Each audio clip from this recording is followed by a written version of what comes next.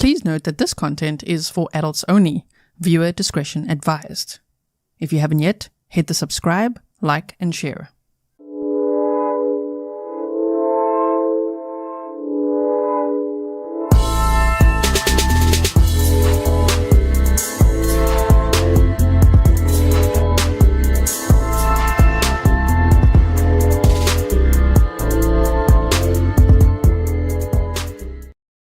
Hello everyone and welcome back to another live stream with me, Grizzly. This is Grizzly True Crime, and today we are back to talk about Madeline Soto's case, particularly since the last press conference and some of the latest documents. It's just got me thinking. I am so sorry for being late if you're waiting for the live stream. I did let you know though, but I just had to get myself out of that rabbit hole, you know? I've been stuck in it for a little bit. So I've been looking at just everything I possibly can find. And I hope that I can present that to you well in a way that makes sense today. Because, you know, when you're in a rabbit hole, and actually a few, you come out like, wait, what? So I have a presentation. We've got some Maptime. We've got some documents. We've got some clips to look at. As usual, all the things that we do here at Grizzly True Crime. If you've never been here before, welcome. I hope that you will consider subscribing, becoming part of this fantastic community. Welcome to all my moderators. Thank you so much for everything you do. Welcome to all my patrons, members, existing subscribers, all the OGs and everyone. Really appreciate it. Please like and share. There's a suggestion of hashtags you could use in the description box. And if you know nothing about this case, if you just click more to expand the description box, you'll see a little write-up there.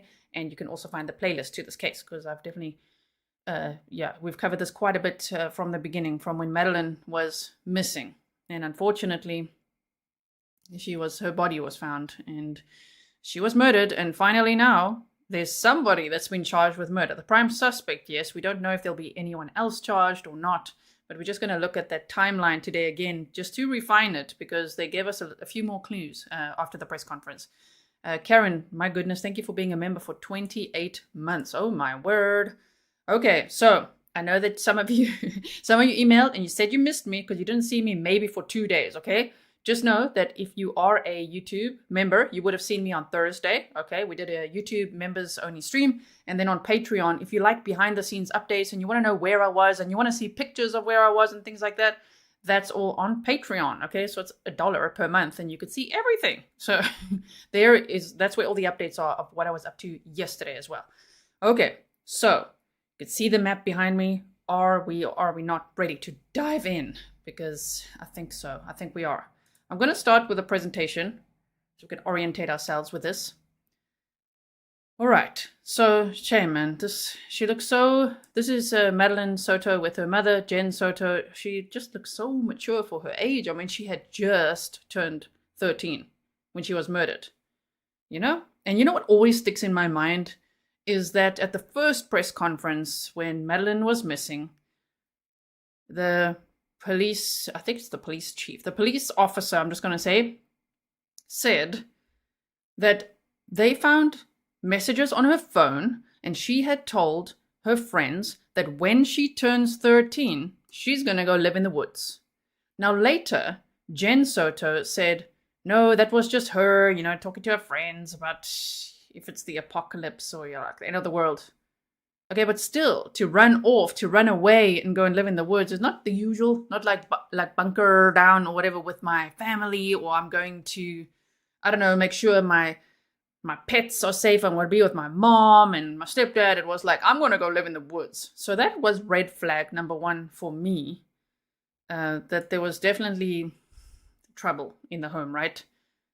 Lenova, I hope I said it right. Thank you so much. I really, really appreciate it. So, okay. I just wanted to show you this picture in case you haven't seen it before. And please do share your thoughts. Try to keep it respectful, okay? I know this is a very contentious topic as well. It gets everyone going. Share your thoughts in the live chat if you're here with me now in the live chat, and please leave some comments below as well. I love reading your comments and your thoughts, right? Aging bag lady said she always looks so tired in later photographs. I know, right? I saw a little clip of her 12th birthday party, not the 13th one, right? There's also a little clip of her 13th birthday party, and oh man, she looks so exhausted. Yes, like, you know, like dark circles under her eyes. And shame, man, she was only 12. Okay, so Wait. Yeah, Rexy says she doesn't look happy there. It's all in the eyes, right? You could see. You know when they say someone, if they smile, sometimes people smile with their mouth, but not with their eyes. You gotta, look at both. Shame, man. True Crime Junkie said she seems sad in this photo. Yes, Lenova said, your mod's always so nice here. I know, right? We have the best mods. There's a comment, I swear, that I'm actually trying to catch, but now I can't see it. Sorry about that. Oh, I think somebody said you have always felt that Stephan Sterns posted that about living in the woods.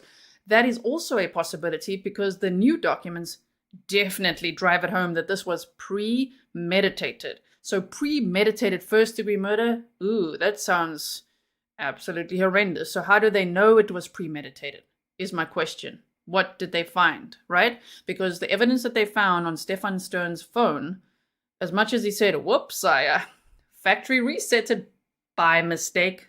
Yeah, try doing that. By mistake, couple of steps, but okay, bro. He's like, my bad. It's like butt dialed. Yeah, I just quickly factory reset it. Sure. But amazingly, they actually only found, very terrible content. If you've never seen the charges that he faced, I do have a video where I gave you a glimpse. I paused so that you can read those 60 charges. Now, of course, 61, including the first-degree murder charge. But what they found on his phone was from 2019, 2022, and 2023. Not like what happened that night or morning.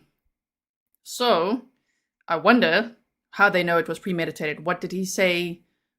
Who did he share things with? What did he do? How did they know, right? And all the planning, maybe depending on if he, for example, knocked Jenn Soto out, because I think that's plausible. A groomer will also groom the adults in the house. And I would speculate Stephan Sterns is a groomer and would have groomed and manipulated Jennifer Soto, who struggled a lot with her mental health.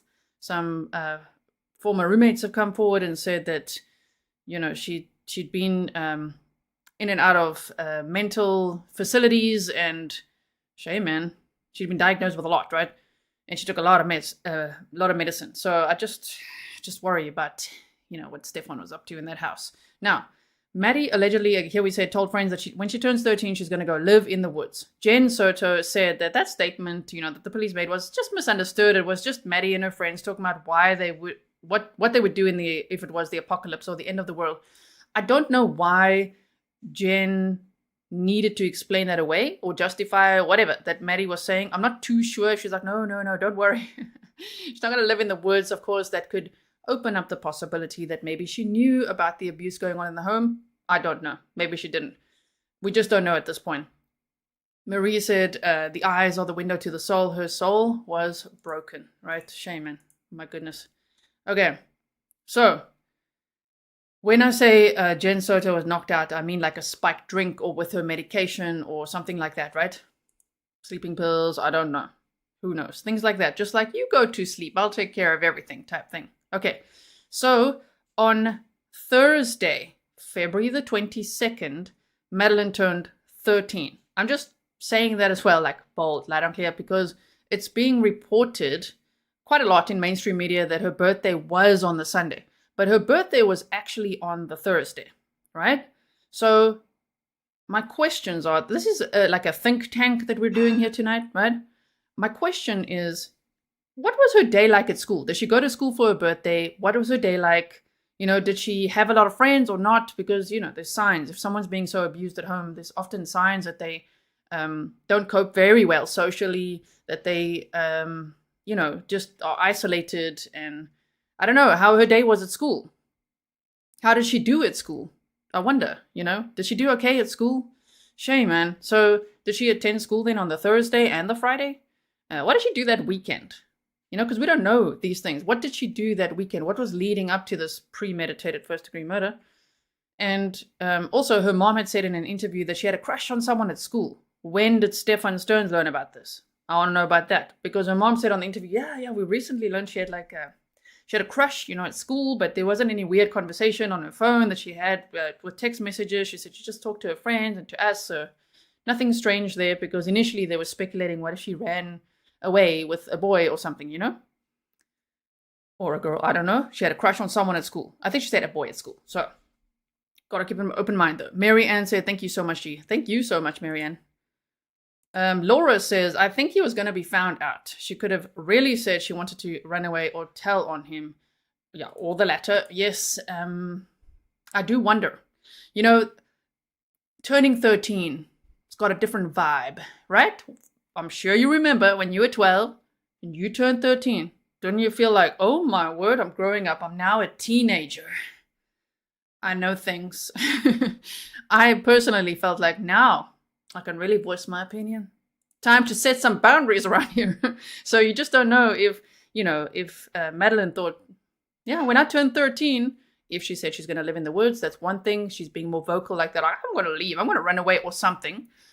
And you just don't know if she felt like a little bit more confident to say, you know what? I'm going to tell people what you're doing. Because Stephan Sterns had been dating Jenn Soto, and they had apparently a tumultuous relationship from friends that have called in and emailed in and all sorts of things that I've seen all over YouTube and Reddit and Facebook and everywhere, right? I'm trying to gather everything.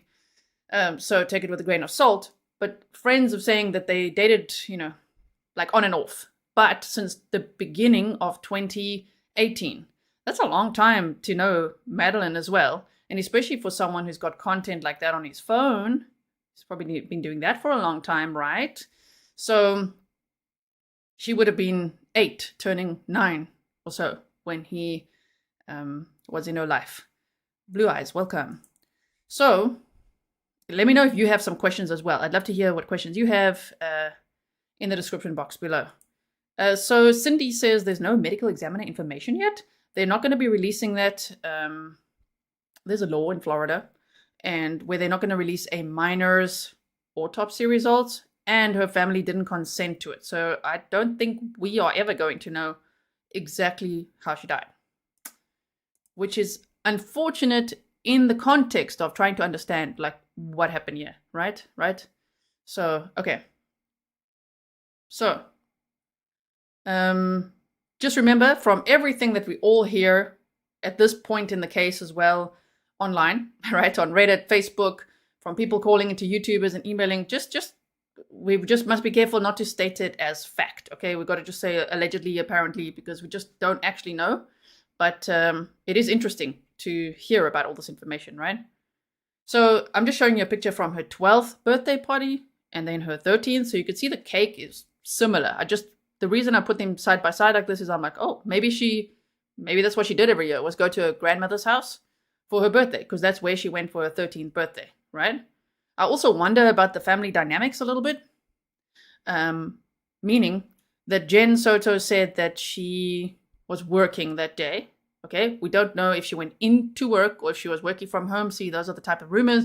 I before said that she worked from home because that's what I've heard and seen. But actually, when somebody challenged me, well, where exactly is that source from? I actually don't know. You're right. I'm not too sure if she worked from home. Apparently, she went into work sometimes. She had applied along the way for disability due to her mental health. And we also, of course, have to take into account the pandemic, and then maybe working from home and then going in a little bit again, things like that, working at Disney as a vacation planner. But that day she said she was working, apparently until about 10 p.m., right? So I just wonder, was she working? Or is that the best thing to say if she's had a fallout, for example, with her own family, with her mother? Maybe even over the boyfriend she has, for example. Because the boyfriend sounds like he was a bum. Like, not really working. At home, playing video games, building his little figurines, and clearly abusing her daughter, right? Okay. Darlene said the police in the press conference said they would not release results because she was a minor and there was DV involved. Yes, and they've also said before that they're not going to, by law, release it, and the family didn't consent. So let's put that all together as well. Seeking Ireland said, I've wondered how the police assumed that she was passed on in the car the morning that he threw her laptop and backpack out. I also wonder, it's kind of scary to think about, So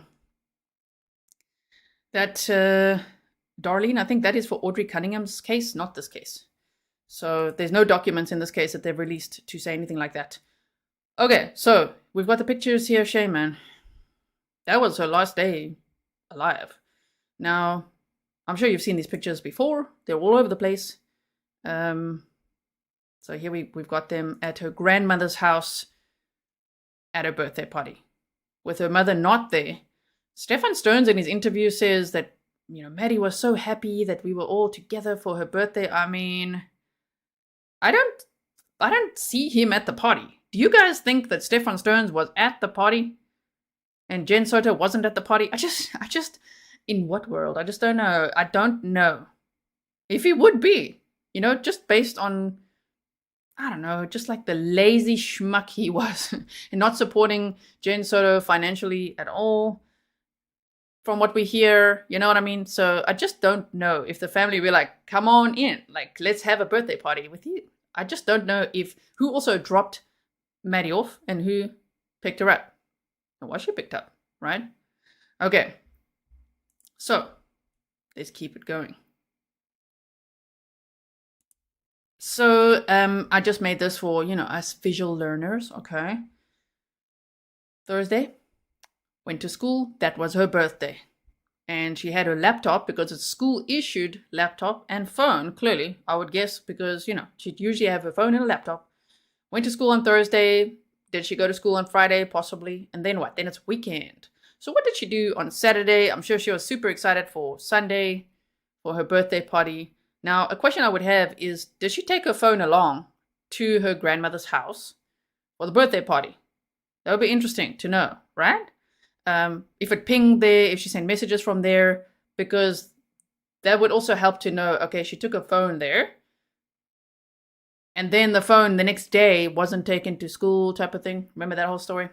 It will just be interesting. I'm really just bringing about things we can think about, because there's a lot to think about. And I just think that with this new document where they said that she was murdered they said on or about the 25th of February. Let me just get the wording. Yeah, I'll show you here quickly. So the grand jurors in the county of Osceola duly called, impaneled, sworn to inquire and true presentment make in and for the body of county of Osceola upon the oath to present that Stephan Michael Sterns on or between the 25th day of February 2024 and the 27th day of February 2024 in said county and state did, in violation from a premeditated design to effect the death of Madeline Soto, human being, unlawfully kill Madeline Soto. Okay, so on or between. So previously, while we may have speculated, well, she could have died that night on the Sunday, right? Now it becomes more possible because the police say the next morning she was already what they believe to be deceased in the vehicle. So really the timeline is narrowed a lot. They say on or between the 25th and the 27th. But they said on the morning of the 26th, she was deceased, like before 8:30 in the morning. So that timeline, that's why I'm saying, okay, but then what time does she get home? Because Jenn Soto says that she saw her, spoke to her about the gifts and the party, and then said goodnight, and that was it. Then I think she lied a little bit and said, well, quite a lot, that the next morning she saw her get ready for school. No, that wasn't possible. I don't think she saw her get ready for school, right? So, right, so here's the visual for us, and the question mark is, where was Madeline's phone? I think phone pings, obviously we know, in these cases, especially when it does go to trial, digital evidence is going to help a lot. Whether it's Uncle Google, okay, Stephan Sterns' Google searches, although he probably used a VPN and apps like we know that he used Telegram and probably Snapchat, or probably Discord, and all these encrypted places where he can get away with what he's doing and share things with his with like-minded people. Unfortunately, they rarely just keep things to themselves. They usually want to share things, right? Like we saw with, for example, Kegan Kline in Delphi and his potentially his dad, and all of that. Hello to Dr. Berry, psychologist, responds. Thank you so much for being here. Okay, so that's what we know. I just wanted to know what do the preceding days look like, and what do Maddie's friends say, and what was she doing that weekend? What if she said, oh my word, I've got this crush on this boy, and like I'm going to see him on Monday, I'm so excited. What if Stephan Sterns really just got super jealous or possessive or whatever? You just don't know what it's coming down to, right? Okay. Cat Mac says, oh, Jenn, so you watched Maddie get dressed at 8 a.m., did you? Well, unfortunately, that's just really not possible. It's just really... Okay, now, Stephan Sterns allegedly was on Telegram at 11:49 a.m. Telegram is a cloud-based messaging app that allows users to make voice and video calls, have group chats, and use secret chats. Now, it is a well-known fact, okay, that, gotta be careful with YouTube. I was going to say, pedos use these, like networks of these groups, that share a CSAM, okay? You know what CSAM is, right? Do we all know what it is? Does someone not know what it is? I'll say it if you don't know what it is, but they share things in these groups, right? Which we're going to get to then my possible, just addressing the speculation about the Santa guy, which I think he would probably just be a drop in the ocean in this very dirty ocean of pedos. Now, this was shared on Court TV. They said that Gray Hughes investigates. I don't know if one of his viewers sent it to him or if he found it. So I can't verify it, but they said that this little screenshot says that he was last seen on Telegram on that date, this actually says 2024-02-26, but it's at 4:49:05, and that would be UTC. So you got a minus, because that's UTC time. So you got a -5 to make it Florida time, and therefore it would be 11:49 p.m. on the 25th. So if Jenn Soto said she had to work until 10, I want to know, what time did Maddie's party end? Like, what time did everyone go home? And they're like, okay, night, because she's not like 18. I'm sure there's a bedtime, right? Not. I think there's a bedtime. So when is it? And where is it? And where she stay? Did she go home? Probably. But if you look at the map that I'm going to show you, it's just a little bit odd. So if he was on Telegram at 11:49 p.m. on that Sunday night, that's really a red flag. He could have, for example, let's just speculate, okay? Pure speculation warning. He could have put something in Jenn Soto's drink, said, you just relax, rub her shoulders. Here's a nice little, I don't know what, nice little cocktail for you. And maybe she fell asleep, right? Even if it's like Xanax or something, I don't know. Falls asleep, out for the night. Now, what is he doing? What is he sharing on Telegram? What is he doing on Telegram at 11:49 p.m.? Because I don't think it's anything good. I don't think so. And the police said in the press conference that they believe that he moved Madeline's body in the early morning hours of the 26th. Ooh, that's, I don't think it's going to be in like broad daylight. I think then they would have seen something, maybe even on cameras around there, right? Oh my goodness. Okay, so I hope you guys are following. Am I making sense? So Jenn said that her last conversation was about the party, about the gifts, and then there was, good night, and that was it. So, okay, that tells me you said good night, and that was it. So the morning story we know is a lie because the timeline doesn't add up. So that tells me Jenn went to sleep. She went to sleep and she never saw her daughter the next morning, and that's it, in my opinion. Okay? So, what are we saying? Where? Kim says, it is typed 11:45 a.m. Where? It says 11:49 and up there 11:49. RC 11:45. 11:49 p.m. Okay. Oh, you mean something is typed there? I don't know what he's sharing at that point.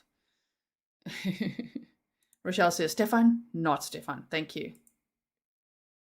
Yes. Okay. So, Jenn's, her last conversation, I think that's telling what she says her last conversation was. Because it's not like, good morning, what would you like for breakfast? Did you have a good day? Like, how does it feel to be 13? Ready for school? I'm not going to take you today. So, boyfriend's going to come pick you up, because she also said boyfriend's picking Madeline up. So where's he coming from? I know we've all gone over some of these questions before, but really we're trying to tie it all together with this little narrow timeline now. 25th of the Sunday, 25th of February, after the party, what happened, okay, until the early morning hours. Okay, so anyway, so let's carry on. Where was his phone pinging all night? Where was Jenn's phone? Jenn said that Maddie went straight to bed. Okay, she wasn't on her phone or laptop. And the way she said it makes me wonder, okay, but where does she normally then put her phone at night? Does she not take it with her to her room? Where would she normally put her phone? Because the way she said it, like, no, I know she wasn't on her phone. She wasn't on her laptop. She was not making plans with anyone else. They just said she was taken.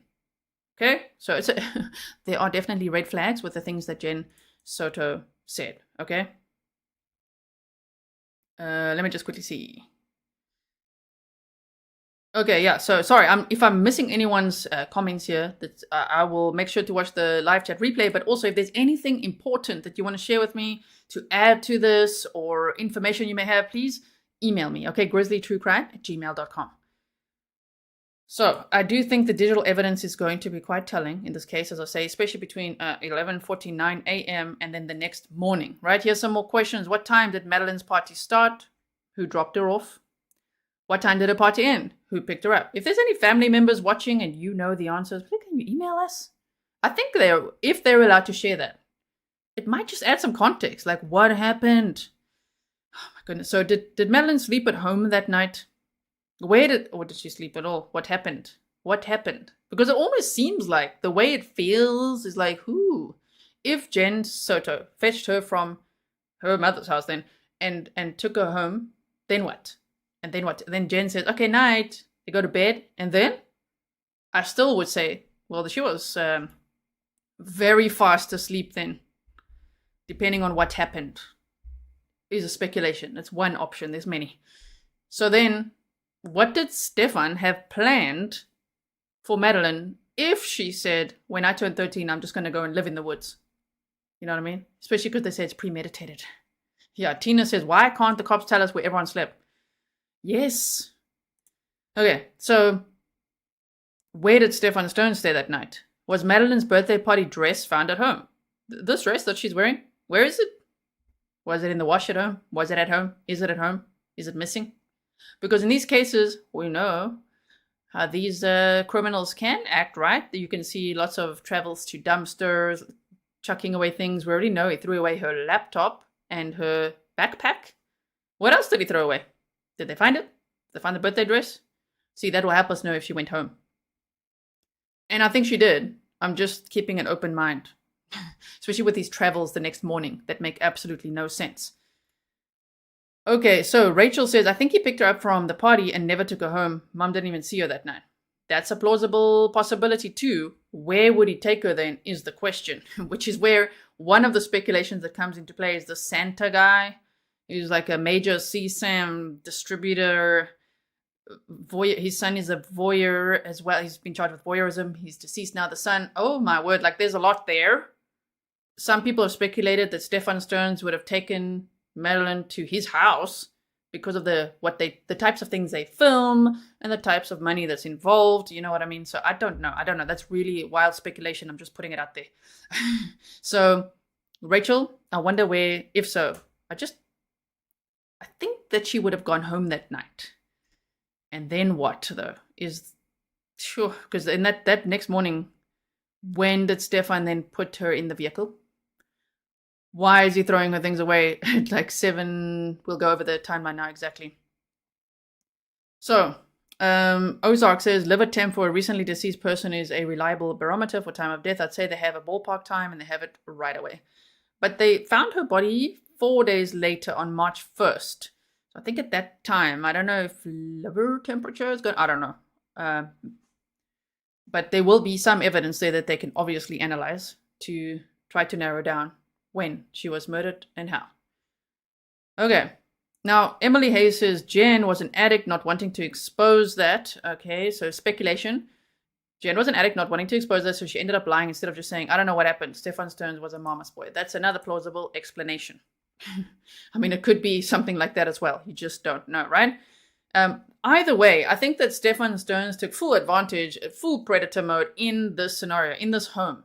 If Jenn is struggling with addiction, then he would totally, and if she's got mental health problems, he'd be like, easy target, because these types of guys are trying to get to the kids.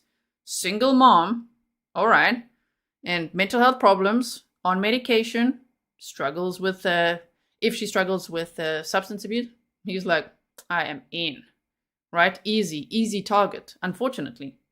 And they would do the love bombing and all the charming, all the things they need to do to groom the parent before they get to the child, right? Now, okay, so why did Stephan pick her up for school that day when Jenn usually took her to school and picked her up. So family said that Jenn would usually, and they said maybe she was just tired that day. Which is a bit odd, right? Why would she just suddenly on a Monday just be tired that day? Or is it a pattern of substance abuse they know about?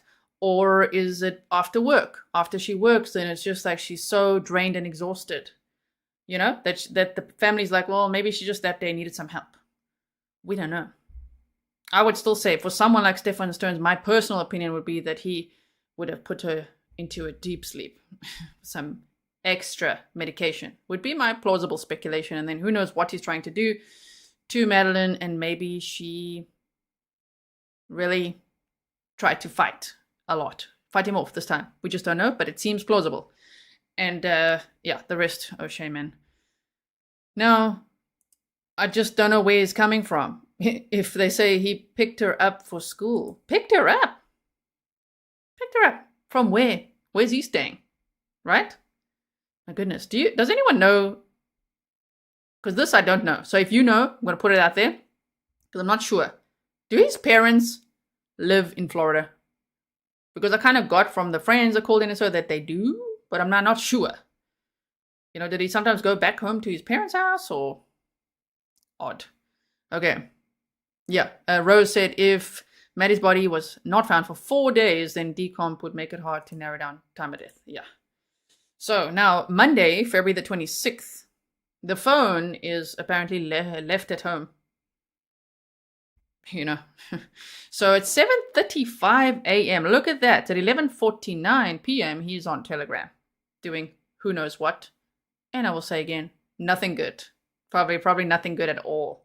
So at 7:35 a.m., I mean, was he bragging to friends? Was he filming something? Is it something, you know, a lot of times in cases people will say snuff films. You know, when they're filming the killing of someone, and people get off on that. And people will say, no, man, it's not snuff films. But it does happen, especially in these rings of people. Like we saw Kegan Kline researching Sandy Hook bodies and like weird things like that.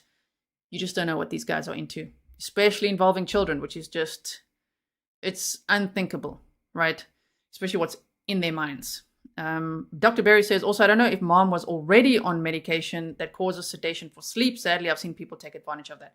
That is a good point as well. That's a good point as well. Yeah, she could have maybe just taken her own mix of medication or whatever she was taking and just like, I need a good night of sleep.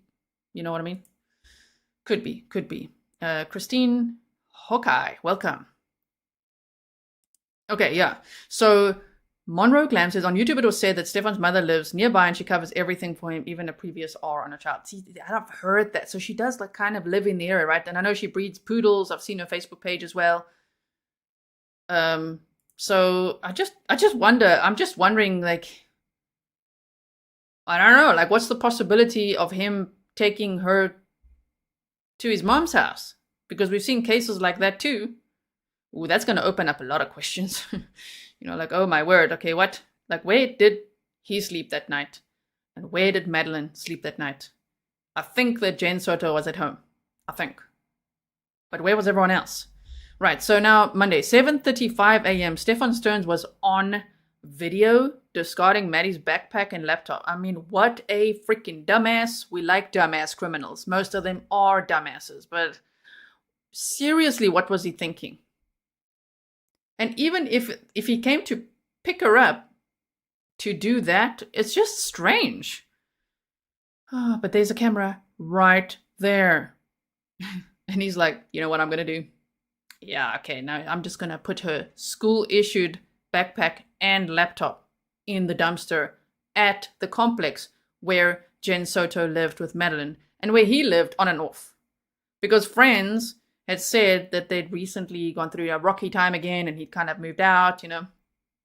So even that, the fact that he's coming from wherever he's coming from, specifically for Maddie's birthday, no wonder she said she wants to live in the woods. If she said that, I'd also be like, oh crap. You know, like he's not out of our lives yet. I don't know what he thought is going to happen, right? Tina says Gisler's going to let the cricket loose as he doesn't like court either. His next court date's actually on April 29th, okay? 2 days from now, so on Monday. I I will bet that he's not going to be there.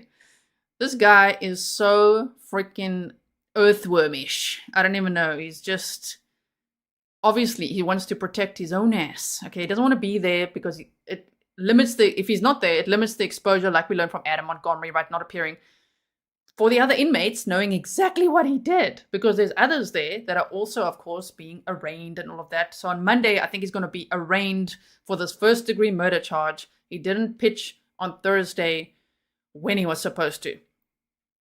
Still being held on no bond. So Monday is next in court. So you can email me if you're like, Grizzly is going to be in court. We'll see. Is he going to be? Or is his lawyer going to be? And we're going to see nothing again, right?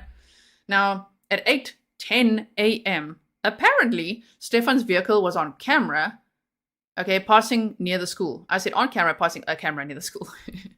Apparently, his license plate was caught on a camera near the school, and that's where it starts getting interesting as well, because now if we look at the little bit of Maptime here, I'm so sorry if you missed the Maptime song. I'm normally just like now powering through, like, let's get to it. I don't even want to break now. Let's just go. We don't want to play a song or anything. We want to just go with it. Okay, so the thing is that these Venetian Bay villages, condominiums, this is where they stayed, right? Jenn's home is around here. It's also odd to me, I'll say it again, that Jenn said when asked, well, if Madeline had to find her own way home, would she be able to? And she's like, she wouldn't know the full address, but like Venetian Bay villages, I think she'll know that. I mean, she was 13. I think even if she was 8, 9, 10, she would know it. She'd know where she lives. But okay. So they stayed here, Jenn, Madeline. And then in 2018, early 2018 is when Jenn met Stephan Sterns. Okay, that's when the total bum enters the picture, who just loves Disney and figurines and kiddie things for, wow, terrible, sinister reasons, clearly, to try to relate to children. Horrible stuff. So, they meet in 2018, and at the time, Jenn's, okay, so let me just quickly see. I just want to see channel name. I think you're in the chat too. Hold on one second. I'm going to find it now. There you go. So I learned this from, I'm just going to credit the sources now, and then you can check there as well. So take it with a grain of salt though too, because I don't have like documents for this. But from Plunder and Guilty of Crime. Some of this timeline. Plunder dug out some, like divorce records for Jenn Soto and her past and relationships and all sorts of things. So what we know is at the time, Jenn's father, Juan, was also living in the home. So like Jenn, Maddie, the father, and a roommate. And then Stephan Sterns enters the picture. At some point, the roommate moves out, and at some point, Juan also moves out, right? So now, that's the thing. Once they move out, that's also what matches then once all these disgusting things start happening in the home, based on evidence on the timeline of the CSAM. Am I making sense? Okay. So I think Stephan Sterns was just hovering around, waiting for his moment, maybe even playing the role of, I'm the man of the house now. I'll take care of them. And off goes the dad, off goes the roommate, and now it's just the three of them. And things start getting really, really bad, right? Joe says, oh, wow, if I must say so myself, lol, time flies. Thank you for being a member for 16 months. So now, here's the home, and we've already gone, as Vinny on Court TV showed, someone was actually boots on the ground there from Court TV showing all around this area and the cameras and everything. So that was interesting. We played it in a previous episode, so I don't want to go over it all again because we'll be here forever and ever. But here's the thing. The grandma's house is over here, and here's the school right here. They're very close to each other. I didn't realize how close the grandma's house and the school are. So Stephan Sterns is caught on camera at 8:10 a.m. going past the school. That's what really makes me think. These things keep me up at night, because at 7:35, he's on video at the complex, where Jenn Soto lives, throwing Maddie's backpack and laptop away. At 8:10, well, now his vehicle's caught around the school here.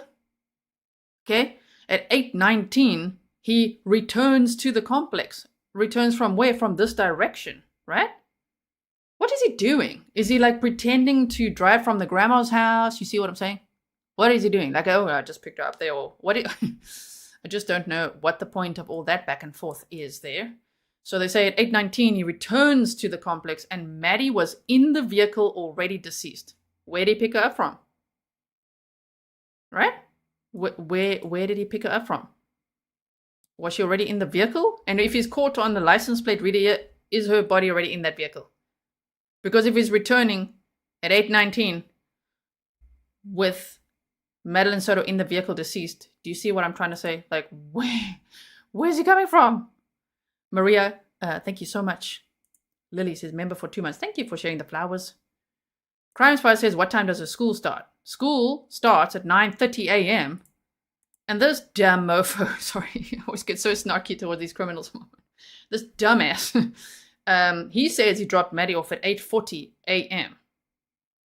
But school starts at 9:30. You see, that tells me that he didn't really know the routine. Because why would he lie? Why would he make up? Why would he say that? Oh, I dropped her off at 8:40. Why would you drop her off at 8:40? Why would you drop her off at a church parking lot? And I want to know if this grainy church parking lot video even exists. Because I think it's his story. If it exists, okay, we know it's not Madeline, then it's somebody else. But does it even exist? Because 1 minute he said it's surprising in 2024 that there's no cameras around. Yeah, okay. Or does it just not exist? Does it or doesn't it? Is there really a grainy video? Because the police were kind of from the beginning like, yeah, that grainy video. Yeah, we weren't able to verify. That's her. Very, very grainy. And I'm like, was it though? Does it even exist? Because it sounds like the narrative that Stephan Sterns also told Jenn, because she's like, yeah, my sister was there and the police told her what they saw on the grainy video, but I wasn't able to see it. It's a bit odd. Christine, thank you so much. I hope I'm making sense. Hope you guys are following along. Amy says, is this creep out on bond or is he fleeing? No, none of those. Thank you for your sticker. No, he's got no bond, okay? He's got over 60 CSAM charges, which are horrendous. Each charge counts for 10 or more images and videos found on his phone. So how horrific is that? Now, so again, 7:35, he's throwing Maddie's backpack and laptop away. 8:10, his vehicle is coming from the school. So it's as if at 7:35, he already did a loop to the school, as if he's like, oh, what, are you driving back from where? And then at 8:19, he returns to the complex, and Maddie was in the vehicle already deceased. Jenn said that she saw Madeline getting dressed for school. That's not true, based on the timeline. Green hoodie, black shorts, black Crocs, and a backpack. Now, unfortunately, there is the sheriff of Osceola County that is being investigated for sharing a picture of Madeline Soto's body when it was discovered on Instagram. He apologized for it, but they are investigating it now. So, let me see if I can find that. I've got so many things here. This one? No, wait. This one. Okay, so many things to show you. So they said FDLE launches investigation after Osceola County Sheriff posts picture of body on social media. Now, the reason I'm bringing this up again is because, unfortunately, in that picture, she was not wearing shorts. I did not see the picture, but those who have seen the picture posted about it on social media, and they said that she was wearing jeans and like a bluish top, I believe. So not wearing those clothes. Again, I then ask, well, when did she change? Is that what she was going to wear for school? Or what happened? Did he dress her? It's just, there's a lot there. Thank you, Wendy. Okay, so FDLE launches investigation after Osceola County Sheriff posts a picture of body on social media. Osceola County, Florida Department of Law Enforcement investigation is now underway into a picture that was shared on social media account belonging to the Osceola County Sheriff. The sheriff, Marcos Lopez, shared a picture of what appeared to be Madeline Soto's body on his Instagram account the morning after her body was found. The picture was taken down a short time later, and as I say, he apologized for it, but this is new from April 17th that the FDLE is now actually, the Florida Department of Law Enforcement is now investigating this. So for them, the apology is just not enough. They're like, okay, he could face legal consequences. I don't know if his job is in jeopardy, possibly. So, back to what we were talking about. The reason I bring that up is because he's the one that shared a picture that then got people talking about, damn, but she wasn't wearing a dark green hoodie or black shorts or white Crocs. when her body was discovered. That again tells us, okay, so Jenn really didn't see her that morning, right? Sherilyn says, or Sherilyn, hope I said it right. Right, her clothing may be one of the main parts of this case. So, Jenn said that Madeline left her phone at home, which she said was not abnormal for her. She said she's got ADHD and she's very forgetful, and so she sometimes left her phone at home. But it's odd that on that day, of course, on that day, she's saying, oh, she left her phone at home. And maybe she did leave her phone at home sometimes, and when Jenn eventually woke up, maybe she's like, what? Like her phone is at home? That's so weird. She left it at home again. Maybe Jenn really didn't know. Don't underestimate the darkness of someone like Stephan Sterns. I do think that what Jen Soto said is quite a red flag, but you also don't know how much she's been gaslit and for how long she's been groomed, if she's been abused too. We don't know. And we know she struggles with her mental health and possibly substance abuse and all sorts of things. She's apparently on lots of medication. So my point is, how do we know what she really knows? Or if she's just repeating what Stephan is saying she must say. Also because he intimidatingly sat behind her in an interview, which is the weirdest thing that we've just about seen. Right? Like, what the hell? He's like cracking his knuckles in the back there and just lingering there in the background while she's trying to talk to the media. My goodness. Okay. Clara, I'm not a podcast. I'm a YouTube channel. But the other man, you mean on my thumbnail? We're going to get to that. If that's what you're talking about. The Santa guy, we'll get to that. Okay. So the mother advised, this is now from one of the documents, the mother advised that her daughter's stepfather, it's even boyfriend, and even at that point, apparently ex-boyfriend, stepfather. Okay, Stephan Sterns picked her up from home and dropped her off at Hunters Creek Middle School on February 26, 2024. The mother then went to pick up Soto from school at dismissal and learned that she never showed to school. Welcome, Zoo Blues. Now, Stephan says, as I say, he dropped Maddie off at 8:40, which is like, why? Do you not know what time school starts? Dumbass. Or why are you doing that? Or did you need that to work for you? The timeline. Did you need to drive around there shady before people actually see that you're driving around with a deceased little girl? Or what? I just wonder, right? So just hold on one second. Okay, let me just, Abby says, Grizzly, I reread, it says 7:30 on video, throwing away the backpack and Maddie's laptop, yes, meaning police have him on video throwing away Maddie's backpack. Stephan was not on video on his phone. No, I know that. He wasn't on video on his phone doing that. He was doing that on literal video at the dumpster at the complex.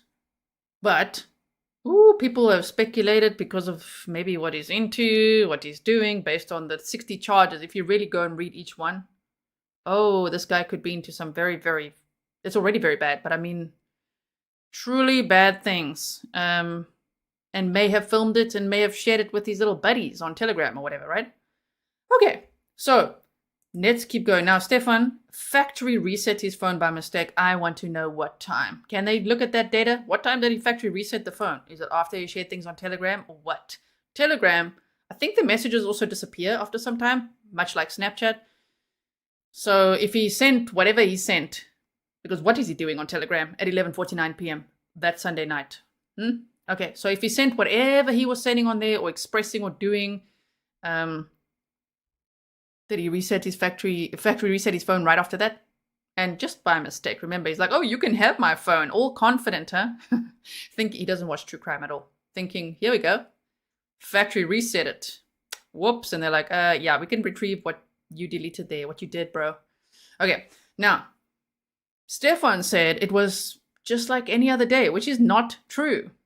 Because not only was he not sleeping over, clearly, apparently, based on him coming to pick her up, to take her to school. That's not like any other day. Normally, he would be in the home if they were together. Normally, Jenn would take her to school. Family said so. Jenn herself said so. I would normally take her. Okay, so why is Stephan picking her up from where? And why is he taking her to school? So he's lying when he says, it's just like any other day. No, it isn't. Okay, it's completely different.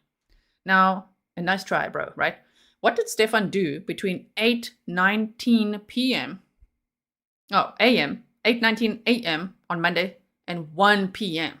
I say 1 p.m. because it was between around 1 and 2:30, I could even say 2:30, that somebody had spotted him, his vehicle, and then someone like him, I don't know if they saw him physically trying to change the tire or not. I'm pointing at the spare tire because clearly he did change the tire. They saw him changing his tire. And that was only after, I think, the third press conference that somebody saw that and thought, oh my word, wait a minute. Where they said that they listed some roads, you know, we did some Maptime. I don't know if that was helpful to the tipster who called it in, but they're like, I was there and I saw this car and I saw somebody changing their tire, which I still want to know. Was it a ruse or did he actually get a flat tire for trying to drive his dad's car? Apparently this is his dad's car. I'm sure his dad is very much not impressed, right? Like, what the hell, bro? Driving his dad's car. Was he trying to drive into, like, nature to hide Madeline's body? Because I don't think he would have put it where he did if that's his plan. If that's his plan, then he's really a dumbass because it's right along the road. It's quite something. Anyway, so what was he doing between 8:19 and 1 p.m.? That's another scary thought. You know, was he trying to think of places or freaking out or driving out there? I'll show you again. Let's quickly look at this so that you can see it visually. It always helps me when I'm just looking at things. I'm always like, wait, what? Okay, so here we go. Here is the home. Here's the grandma's house. Here's the school, Hunters Creek Middle School. This is this other guy, Santa's house, who we'll look at in a moment, which is why the speculation comes up about him based on the stuff that he has, the CSAM on his devices that he was sharing online on Microsoft Bing. Freaking Bill Gates was not impressed, okay? But he was sharing things on there. It alerted the National Center for Missing and Exploited Children. And he was arrested on March 5th, okay? Now, people speculate, what if Santa's involved in some way in this little network, or if Madeline was taken to his house? I think that's a bit of a reach, but I get so many emails about the Santa guy that I thought, let's just talk about it, okay? I think, as I said, he's a drop in the ocean in this huge world of pedos. But anyway, if Stephan Sterns is coming all the way from the school or from these apartments and driving around here, and this is where Madeline's body was found, it's only 7 miles or so. It's 10 to 12 minutes away from Santa's house. Okay. Now, Santa's just a nickname for that guy. We'll get into it. Don't worry. I know you guys are waiting for it. We're going to get to it, and I will timestamp everything for you so that if people are watching the replay and you're like, just, there will be those, get to the point, woman. We're going to get to the Santa point, okay? And I will timestamp it for you. You don't have to watch all of this if you don't want to, if you're only here for Santa. So, nickname. So driving all the way there, I mean, what was he doing? Why there? Did he really think no one's going to see him? And damn, here's Alligator Lake, which when we saw that, we're like, wait, what? Okay, I don't know if there's alligators in there or not, but it is Florida after all, right? Okay, so Guilty of Crime. Thank you so much. Oh my goodness. I watched Guilty of Crime's latest. I will link it in the description box because apparently Jenn Soto's ex-roommate contacted Guilty of Crime and said a whole bunch of things that's pretty interesting. It's another take, you know, like another angle of looking at things. Roommate from 2018. Okay. Kacha. Thank you so much. Really appreciate it. Right? So is this visually making sense? Hence I say, oh, one more time. Let me go here. If we say Madeline's body was found here.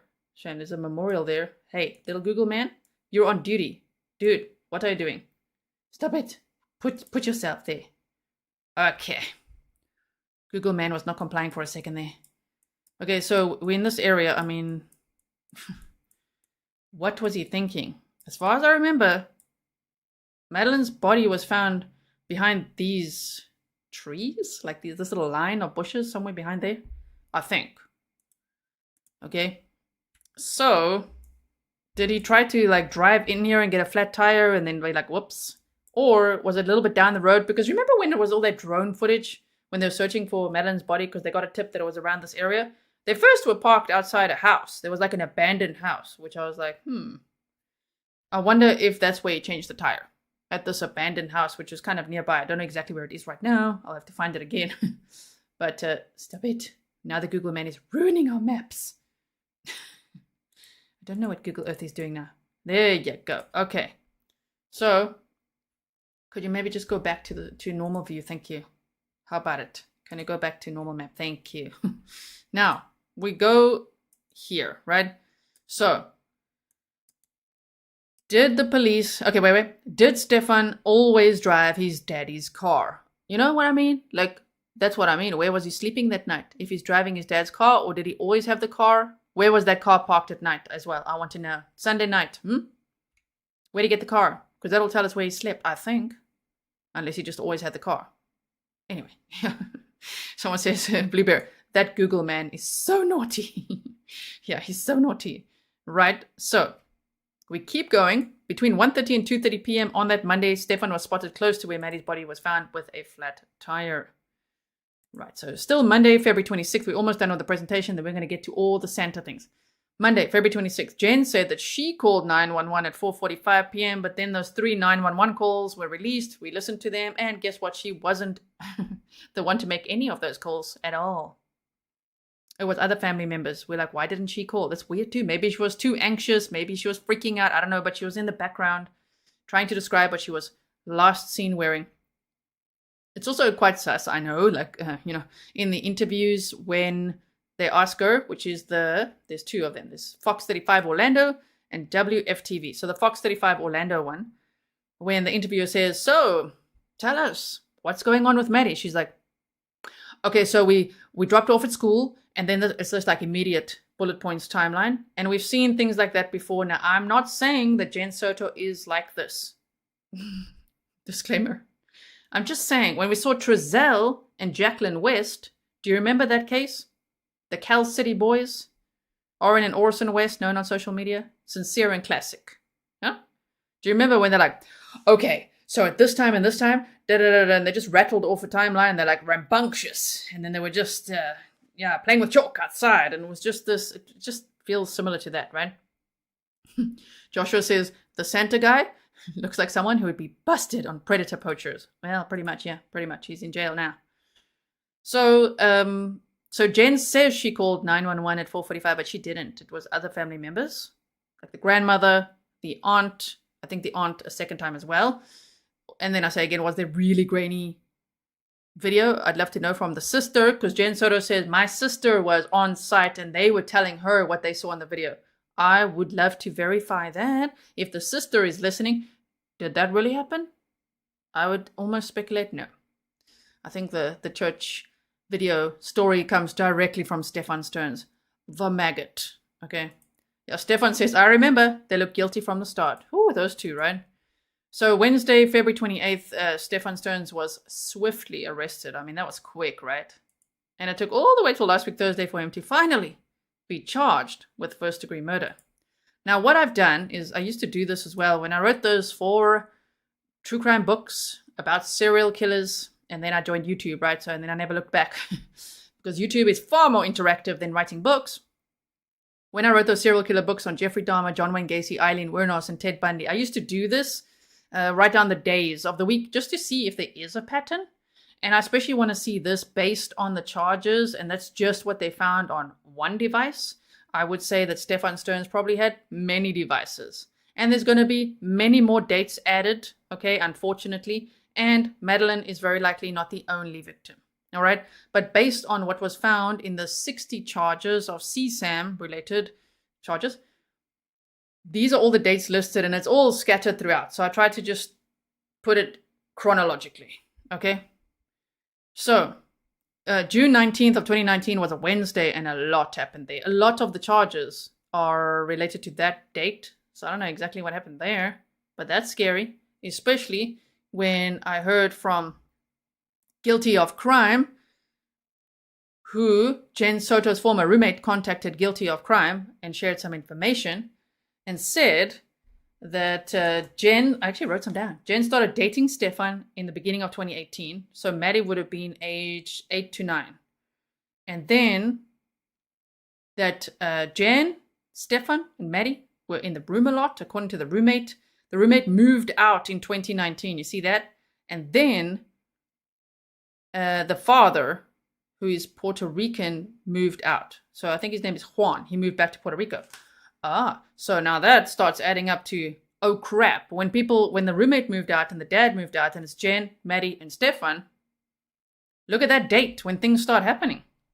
It kind of starts, if you add everything, if you listen from everywhere, and that's what I'm trying to do. That's why I like bullet points personally, just because I'm trying to make sense of everything and trying to pin down a timeline. Well, June 19th, it seems like a lot happened on that date based on all the charges, because each charge represents 10 or more images and videos, and there's multiple charges related to that one date. So, if we look at the days, I was just trying to see, well, is like Monday or Sunday a pattern for him, or, is it around birthdays? Not so much that I could see. But, a Wednesday, a Tuesday, Friday, Monday, Tuesday, Friday, Sunday, Tuesday, Monday. There's a Wednesday, Saturday, Monday, Friday, Monday, Thursday. See what I'm saying? There's a little bit of a weekend pattern, in my opinion, of what he does. And the reason I'm trying to do this is say, well, are these the days when Jenn worked? Or is it the days when Jenn struggled the most with substance abuse? For example, and then he could take full advantage of her daughter? I don't know. So yes, I hope you enjoy the visual. I know it's a really grim topic, but if you enjoy the visual bullet points and everything that I'm making, give the video a thumbs up or the live stream. So, oh man, doesn't this picture just make you so mad? Shame, poor Madeline, look at her. Oh man. It looks like, it doesn't really, because you could see it now in hindsight. If you just looked at this and you didn't know anything, you might not think anything. You wouldn't judge them, right? But now it's like, oh, shame. Like, Madeline, this poor little girl, I don't know exactly how old she was there either. Probably like 11. So that's Madeline, Jenn, and Stephan Sterns on the right. Okay. So Jean says, we do the schedule with kids with issues. It's a pattern. DC says, more Mondays. And I mean, this crime also happened on a Sunday night or Monday morning. So that's why I was trying to look at that. Okay, so now that's it for the presentation. And we've done some map time. Now it's time to look at Santa, which someone's going to be like, finally. Linda said, why was Maddie living with her if she had so many mental health issues? Yeah, that is a question. That is a good question as well. Why her dad didn't have custody and all of that, right? Okay, I just want to see if my screen is a little bit bright there. So now, look at this now, okay? Speculation, here we go. A lot of people, well, not a lot of people, but people are talking about this and sending me so many emails about it. Like, can you just address this? Okay, let's address it. Florida dad, known as Santa, son accused of sexually abusing neighborhood kids, creating, and I wish they would stop saying CP because it's CSAM. And if anyone wants to argue, the legal documents are now starting to say CSAM. I also want to rant that I wish the police would stop saying sexual performance of a child. Don't say any words like that ever. I know that's what they're legally calling it now. Let's hope there's a change at some point, because that just sounds horrendous. Okay. MB Inc. says, I think you have a photographic memory. Hello, MB Inc., and thank you so much.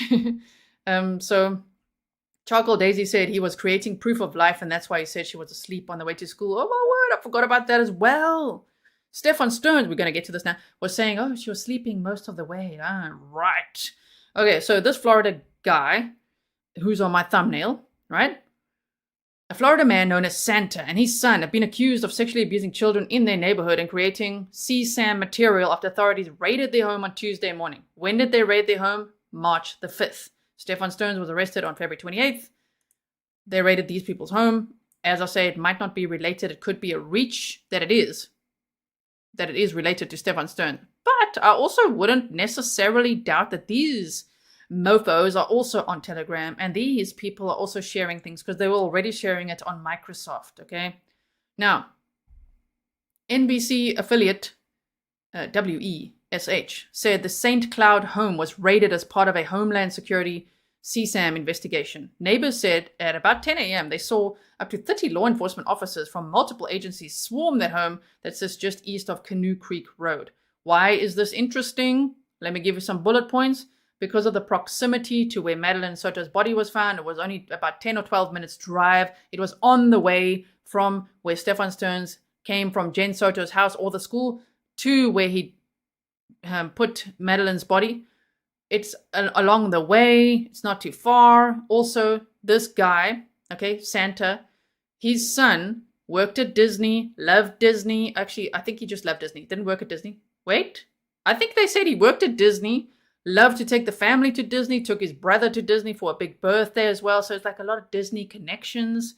Also worked at Spirit Airlines. And that guy, his son, Henry, is like the worst, to the point where the guy unalived himself. He killed himself, took his own life on March the 5th. Are you following? There's Santa, his son, both of them like Kegan Kline and Tony Kline doing the same thing, okay? And then the brother works in law enforcement. So the speculation is, well, maybe the brother tipped him off that you're going to be arrested today. Okay, so there's documents for this and everything, and it is horrendous. I will not be reading all of that to you. It's terrible what they did to children. But I'll read you a little, just tell you a little bit, okay? So that you know what you're dealing with here. Neighbors said at about 10 a.m. they saw these law enforcement officers. This was on March 5th, okay? Stephan already arrested.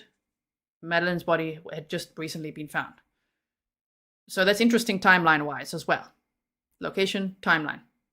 What they do. According to WESH, neighbors reported seeing a body being removed from the home. The Orange County medical examiner later confirmed that they had responded to a death call at the home. Federal courts, the records showed that the raid was targeted at 79-year-old James Cox, that's Santa, and his eldest son, Henry Cox, after authorities received a cyber tip about CSAM material being uploaded from the family's home. St. Cloud police said that they searched the home in January and found several hard drives with images and videos of children being sexually abused and exploited. Detectives also discovered videos that appear to have been secretly recorded showing young children using the restroom and changing clothes. According to WESH, at least 2 of the victims appear to be children who lived in the same neighborhood as Cox. Now let me tell you why this old man is called Santa. He dresses up as Santa all year round. Now let me tell you, if you don't know this, if there's an old man in your neighborhood, or anyone actually, dressing up as Santa all year round for the kids to come over, and sit on Santa's lap? Don't let your kids near this person. 79 years old. So, the criminal complaint against James Cox alleged that his son produced some, Henry, the one who killed himself, produced some of this CSAM, while the 79-year-old uploaded it. Damn, he's kind of tech savvy for a 79-year-old here, right? He's just like uploading to where? Right? They can be very tech savvy people at any age. I'm just saying, this guy is just like, I'll upload it. You produce it. What kind of duo is this? They say, you just don't think it's going to be so close to your house, and having 4 girls myself, it's a little unsettling.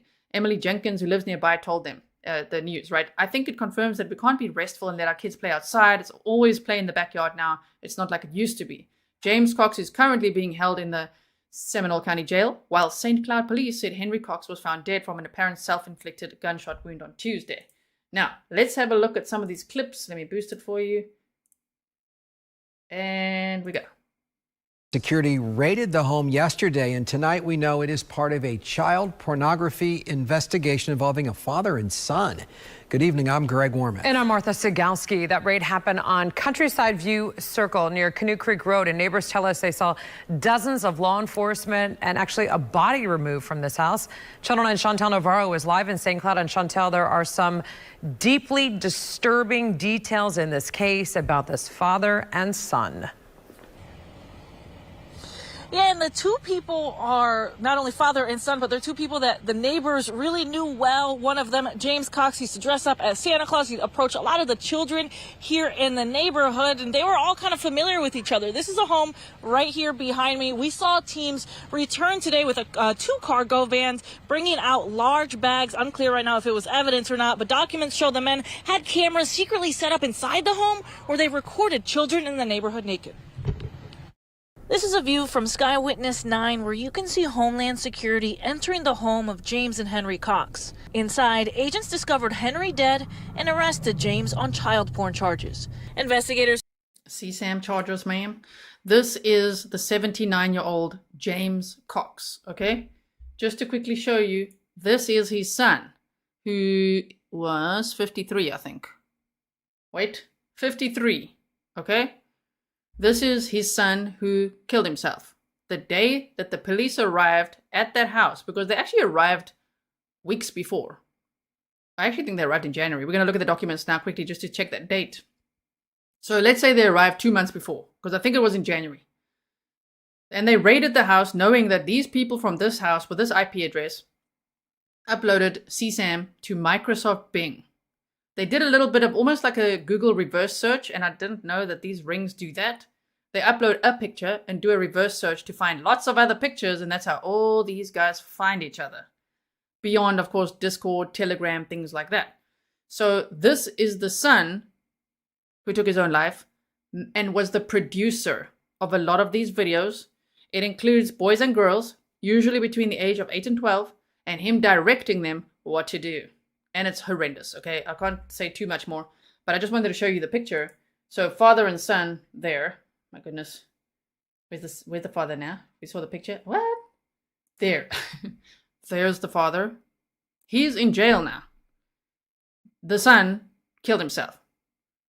If I were to speculate if any of them knew each other, meaning Stephan Sterns as well, did Stephan Sterns know the son?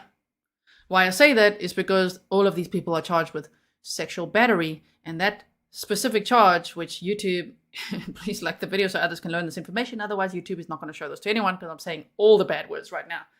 So, sexual battery is different to sexual assault, and it would include force, threat, directing, all of that, right?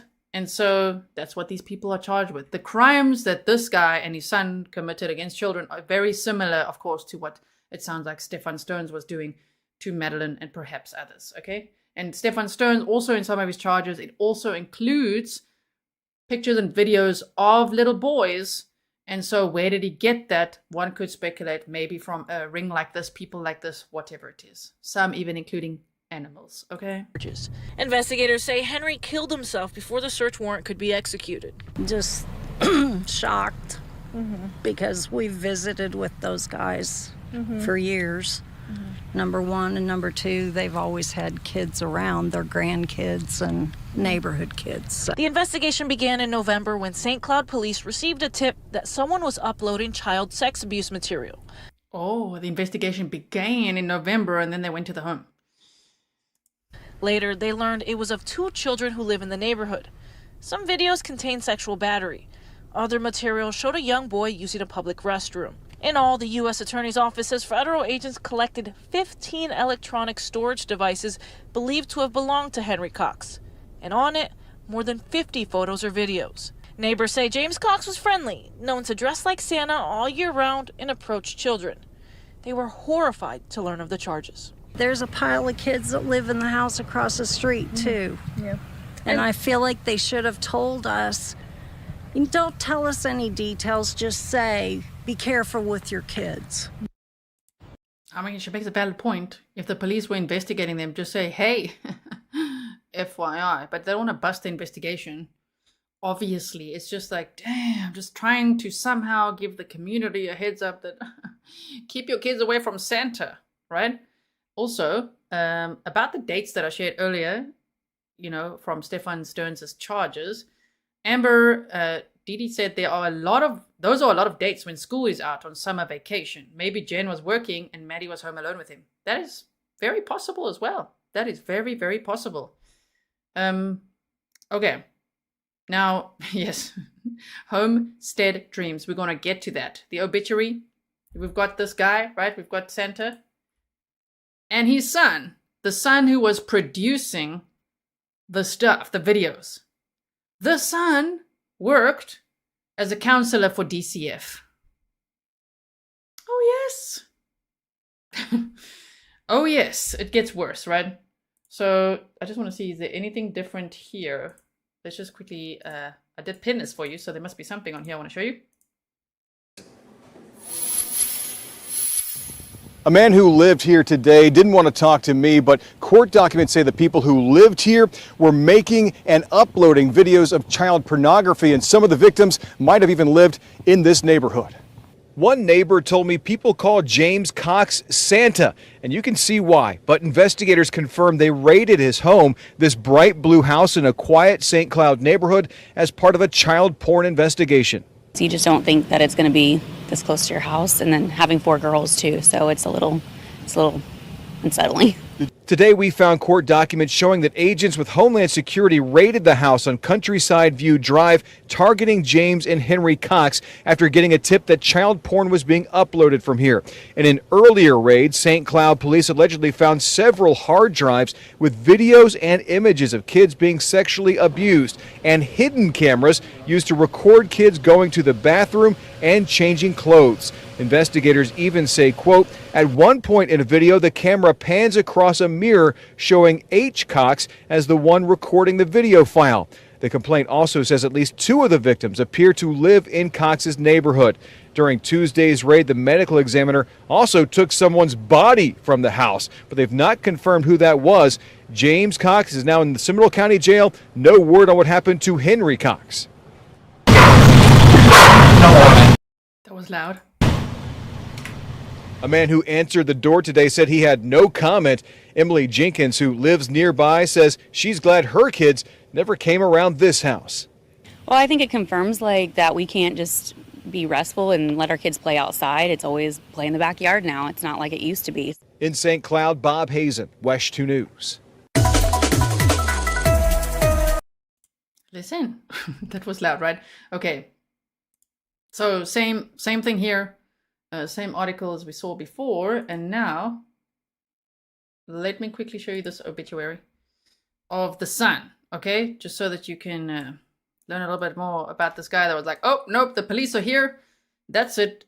I'm out. They said it was I don't know, man. They say it was with deep sorrow that we announced the death of Henry John Cox of St. Cloud, Florida. He was born on November 27th, 1970 in Amityville, New York, passed away on March 5th, 2024 at the age of 53, leaving to mourn family and friends. He graduated from New Milford High School in Connecticut in 1989 and went on to complete his master's degree in social work at the University of Central Florida College of Graduate Studies. He worked as a counselor for DCF, and that is where he met Mark, whom he would adopt as his son. His love for travel would lead him to be a flight attendant with Spirit. Henry enjoyed cruising and loved visiting many destinations. He enjoyed spending time at Disney. And okay, people do like Disney. I'm just going to put it like that. But when you see how Stephan Sterns liked Disney, how Madeline Soto works at Disney, how Stephan Sterns integrated himself into Jenn and Madeline's life from meeting at Disney. And then you see these types meeting at Disney, being around kids and dressing up like Santa year-round. I mean, it's different, right? To someone just saying, hey, I like Disney, so don't get upset if you like Disney or going there or something. It's like, think of the context. And other theme parks with his grandchildren. He's preceded in death by his mother, Donna. Henry leaves behind his father, James Cox, who's in jail. Okay, his son, Mark, Elizabeth Cox, grandchildren, and all of those. Okay, now the thing is, I don't know how to say this, but when someone has this amount of charges based on the documents, and of course they're innocent or proven guilty, although he can't be proven because he's not alive. But when there's video evidence of him filming and directing children, and it's horrendous, because I've read the whole document, okay? So if you wonder what kind of rabbit hole I've been in, the worst, okay? If someone has been doing that, why would you post, I'll go to a quick flash right here, of just like all pictures of him with the kids? Why would you do that? Why would you do that? No. Don't do that. I mean, the family even. Don't do that. In loving memory of. Do you know what he did to children? Do you not hear it? Don't you see the evidence? Go post him with all the kids. Sorry, okay. So, one thing I also wanted to just read is, well, there's a few more things we still got to discuss, which is why, how long have we been here? It feels like I've been here for like 3 hours already. I'm so sorry. There's so much to share. Now, look at this. What's the difference between, because these people, Santa, his son, Stephan Sterns, were all charged with sexual battery, okay? And now Stephan Sterns with murder. So it's a specific type of SA which is defined as non-consensual sexual contact to the victim's intimate parts. This includes any contact that involves the use of force or threat of force. See, that's what Stephan Sterns is charged with. Just in case anyone wonders, like, you know, any other option. It's by threat, by force. For example, sexual battery occurs anytime an individual uses physical force or the menace of unlawful violence to engage in sexual activity with another person without their consent. There are many different forms, but they all involve some type of physical contact. The perpetrator may use their body weight to restrain the victim, or they may use weapons or objects to threaten or coerce the victim. Trigger warning, everyone. Trigger warning, okay? In some cases, the perpetrator may drug the victim in order to impair their judgment and make them more compliant, which again, I would speculate Stephan Sterns could have done something like that to Jenn and to Madeline. You know, knock them out with whatever pills he's got there. Who knows? So, if you've been accused of, okay, we're not going to read that, but what's the difference between SA and sexual battery? The difference between SA and SB is that SA is defined as any non-consensual sexual contact, while SB is a specific type of SA that involves the use of force or threat of force. It's important to note that both SA and SB are serious crimes and the perpetrator can face harsh penalties, like the death penalty, like Stephan Sterns, right? Rob says, great coverage on this case, G. Thanks. Justice for Madeline. Thank you, Rob, and let's hope there will be full justice for Madeline, even though there's crickets for Stephan Sterns, who refuses to appear in court. And all 3 times he's supposed to be there already. And I don't know if he's going to appear on Monday. His court date is next on Monday, April 29th, in case you didn't know, 1:30 p.m. Now, I will link all this for you if you want to read more on it. I wanted to also show you this little clip here of Court TV, very short, where one of the guests says, because people are speculating online, what if Jenn Soto is no longer at home? What if she's now in a mental institute or something? So here, let's have a listen to what they say. In the hours kind of surrounding what happened here, it depends on, which story of hers you look at. She had said, at one point that she was sleeping. Then she said she, saw her when she left for school. So that would place her in the house. Sleeping would have placed her in the house. Then she was working. So it's hard to know exactly where she was because her stories just aren't lining up. All right, Judge Belvin Perry, not only... Maybe I don't know the right timestamp here. The lady said... Does she not say here? Okay, the lady said... Sorry. Oh, I just clicked right off it. Let me just go back to this article here quickly. She said that Jenn Soto was at home when Madeline's biological dad sent an attorney to fetch Madeline's ashes. So that would then say that she's not somewhere fleeing, missing, in a mental institute. She's at home with her family. Okay? So, as I say, I saw someone say you still don't know the difference, so I'm going to make sure that I link this for you if you want to read this entire article, right? So, we've got that. Then, we've looked at that as well. And that. This is what I wanted to show you. You know, with Stephan Sterns apparently using Telegram. Now, this is a study from February of 2024, because some people say, oh, like Instagram, there's always pedos on there too. There's rings of these people everywhere. But unfortunately, Telegram is now known as the dark web alternative, which, wow. The dark web alternative, that's... So they say Telegram unleashes a new era of exploitation. Messaging app Telegram serves as a safe haven for criminal communities across the globe.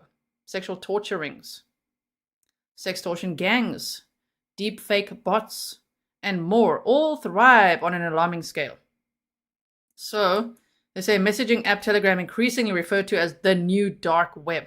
So the reason I say that is because it really is known that these rings of people, you see it all the time. They sometimes say Snapchat, now they often say Telegram. They're operating on these encrypted, secret apps and sites, especially with VPNs as well, to try to hide what they're doing, right? And I was so shocked when I read the document to also see that, wow, sometimes they just upload to Google Images or Microsoft Bing an image, CSAM image, to then get the AI to show them more images and find more sites and more things to look at. Oh, just horrible. So Telegram is referred to as the new dark web. It facilitates multiple forms of image-based SA, including deep fake P, non-consensual distribution of sexually explicit material, sometimes called revenge P, and sexual extortion, sextortion. The platform is also rampant with, and see, they call it CSAM, well done, CSAM, child sexual abuse material, and grooming of minors. Telegram's glaringly inadequate and non-existent policies, coupled with adamant refusal to moderate content, directly facilitate and exacerbate sexual abuse and exploitation on the platform. So beware, I would say, of Telegram. All these apps have terrible things going on them, but Telegram is starting to be well known. This is a current study from 2024, February of 2024, that says this is now the new dark web. So no wonder Stephan Sterns was on there. That's why I'm saying, if he's on there at 11:49 p.m. on a Sunday night, right after, Madeline's birthday party, and somewhere there, within those hours, she's murdered in a premeditated manner, I don't think he was sharing anything good on there. Terrible things, as they've just mentioned. Okay, so of course he could have still just been talking to a friend on there, but I just highly doubt it. Now, they say since its inception, Telegram has served an epicenter of extremist activities, connecting a thriving ecosystem for the most egregious of crimes perpetuated by vast networks of perpetrators, which is why we talked about the Santa thing. The Santa guy and his son, they did very similar things to Stephan Sterns. Their house was on the way to where Stephan Sterns would eventually put Madeline's body. And so there's a lot one could think about there. But I think that we could speculate quite far and wide if we were to.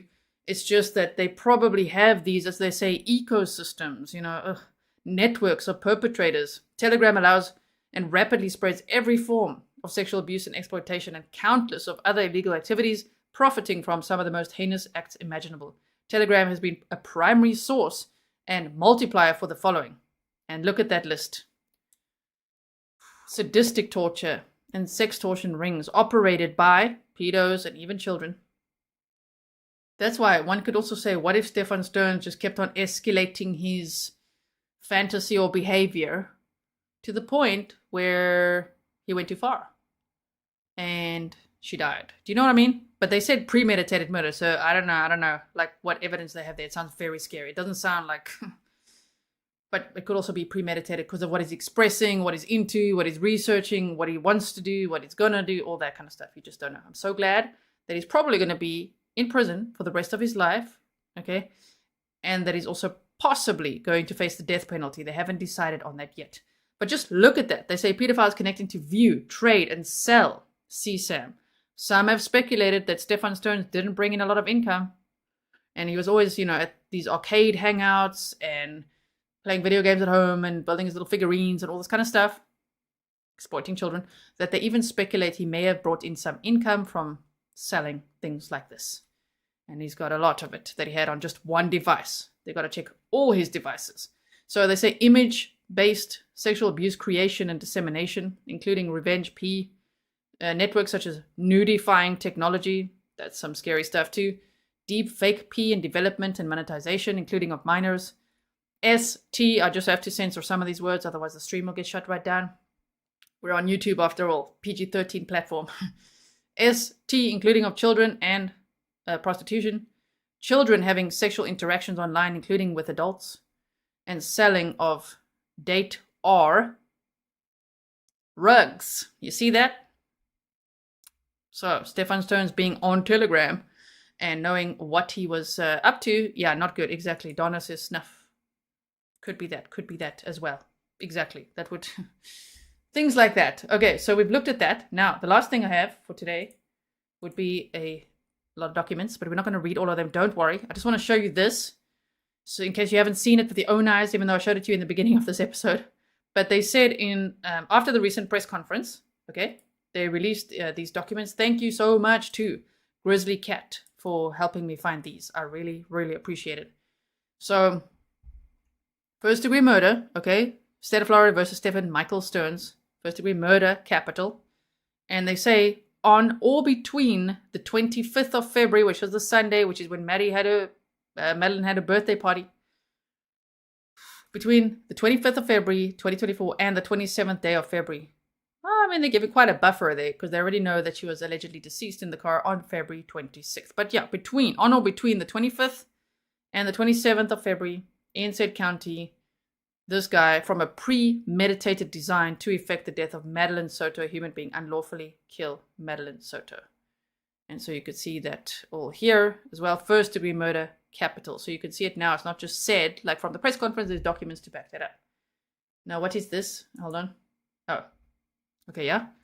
This says charges, first-degree murder, capital, in the name and by authority of the state of Florida, to all in singular. Yes, okay, Stephan Michael Sterns.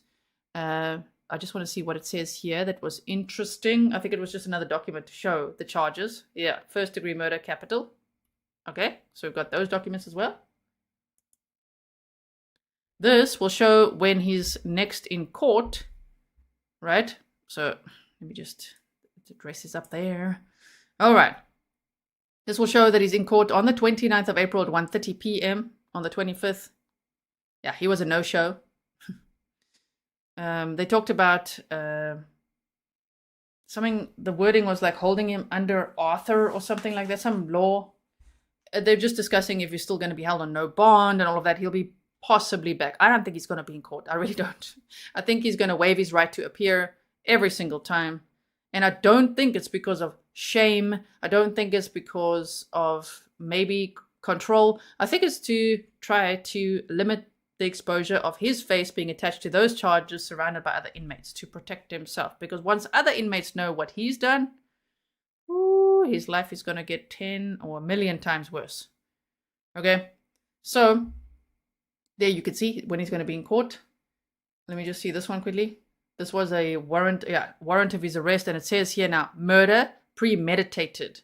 And there it is. Bond is 0. So in case anyone's wondering, does he have bond? No bond. No bond. The investigation continues. Others that they may be looking into or whatever have not been cleared. They didn't clear Jenn Soto. They said the investigation continues. So just in case people want to argue on either side. They didn't say anyone else is guilty. They didn't say anyone else is cleared. Investigation continues. And one could speculate it could be all these networks as well, ecosystems of Telegram sharing buddies that could be arrested. I hope that we see someone like Sheriff Grady Judd be like, we have arrested, I don't know how many, sometimes he's like 300 people. And I'm like, what? You know, remember recently, it was last year, that Sheriff Grady Judd in Florida said that there was this whole CSAM sting operation where they arrested, I can't remember how many, but lots of people that actually worked at Disney. That was scary. Now, let me just quickly see this. I have to be very careful with this document because it's horrendous. This is about Santa and his son, Santa, James Cox and Henry Cox. So this is now, they say, United States of America versus Henry Cox and James Cox criminal complaint. Okay, and they say knowingly transporting, receiving, and distributing, please say CSAM. CSAM, okay, and production of, right? So this document, if you Google it, you should be able to find it.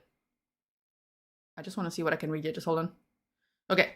I, Albert Grooms, being duly sworn, do hereby depose and state the following. This affidavit is submitted in support of a criminal complaint against James Cox, that's the Santa guy, the 79-year-old, for these violations, specifically knowingly transporting, receiving, or distributing CSAM.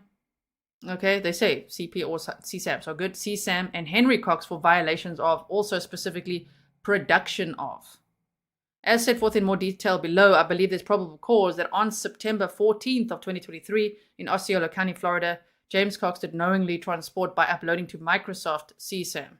As set forth in more detail below, I believe there's probable cause that between January 28th of 2022 and July 4th of 2022 in Osceola County, Florida, Henry Cox produced CSAM using any means or facility or interstate or foreign commerce in violation of, right? So, and then they go into it.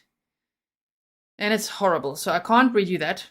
All I can tell you is that they... Okay, wait. You guys are like, on that document there's a who? I'm looking. On this document?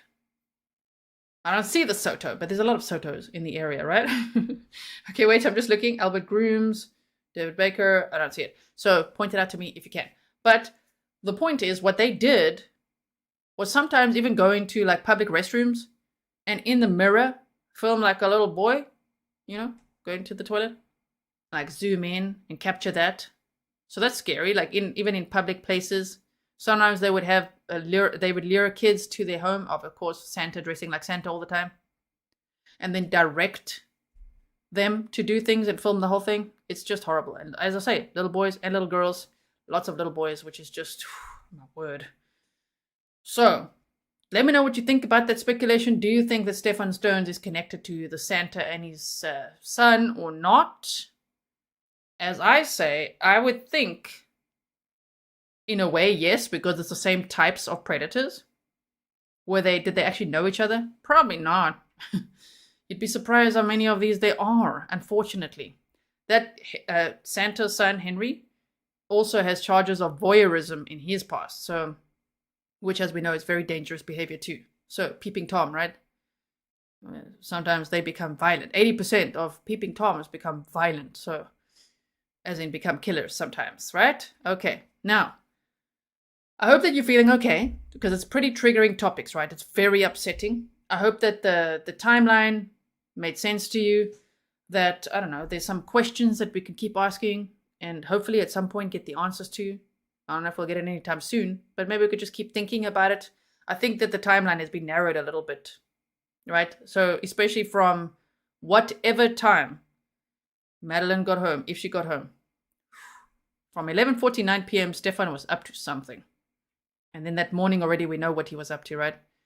So I hope that you enjoyed being together as we discussed this horrendous topic. It's so bad. Thank you for being here. I really appreciate it. I hope it all made sense. I just want to see if I missed any messages. Just hold on 1 second. One question that Mary had was, why did Maddie's grandma say that Jenn called her and told her to have Stephan bring her home after the night of the party so she could get ready for school? Per grandma's interview. Now, I have to go and rewatch that because I'm like, what? When I read that, the grandma said, what now? So Mary's saying, according to the grandma's interview, why the grandma called Jenn and tell her to have Stephan bring her home so that she could get ready for school. Interesting. Very interesting. Nang says, I heard on another show that investigators were using forensic etymologists to try to pinpoint time of death. Yeah, that was Philip Dubé on Court TV. I heard that as well. I heard that this morning, actually, on my walk. I was like, yeah, he makes a good point. Marie said she's at her sister's. You mean Jenn is staying at her sister's? Okay. I don't have confirmation of that, but okay, if she's at her sister's. And I think, yeah. Oh, there we go. Misty Phillips said Stephan's parents live in Northport, Florida. Okay, so they're not far. So where did he sleep that night? Where did he come from? All right, so I've got everything there. And someone said insect activity entomology. Yeah, they're gonna be looking into that. Katja, thank you so much. I really appreciate it. Okay. Mary says yes, her first interview. I'm gonna look at it again. I think it's in Spanish though, so I'm gonna look at it again and see where it's been translated. If anyone here speaks Spanish and you want to translate, okay, directly Madeline Soto's grandmother's and family's interviews and send me the transcript. Ooh, I would appreciate that so much. Maybe you've already done it, right? Okay. Tasha says, are there any dates similar between Stern and Cox? Well, yeah, they kind of overlap just with the years, you know what I mean? Like with when you see what Stephan was doing, the months and the years, they do kind of overlap, but I mean, I suppose that's one device of Stephan Sterns. Imagine what else is on other devices. Hell's Bells, welcome. What? Feisty says, in that second interview Jenn and Stephan did, that interviewer asked about visiting James or Henry's house specifically. That seems sus now. I have to go back to that. Please, if you find the timestamp, send it to me. I do not recall that. All right, so I'm going to go now because otherwise we'll sit here all day going like, what? So that's it for now. Thank you for being here. I will keep you posted. Let's see if Stephan shows up in court tomorrow or not. Not tomorrow, Monday, April 29th. My vote is he won't. Crickets for Stephan Sterns. All right, so see you again soon. Thank you, mods. Really appreciate it. And if anyone wants to know what I was up to yesterday, I've told you on Patreon, okay? There's a little podcast episode, little voice clip that I've left there for you. So if you want to join Patreon, go check it out. There's lots of behind the scenes updates over there. Thank you everyone for all the stickers and the support. I really appreciate it. You guys helped me get through a lot of this as well, because I spend many hours down these horrible rabbit holes reading these horrible documents, and I really appreciate your support. Thank you, darling. Okay, everyone, I'll see you again very soon. Stay safe. Bye.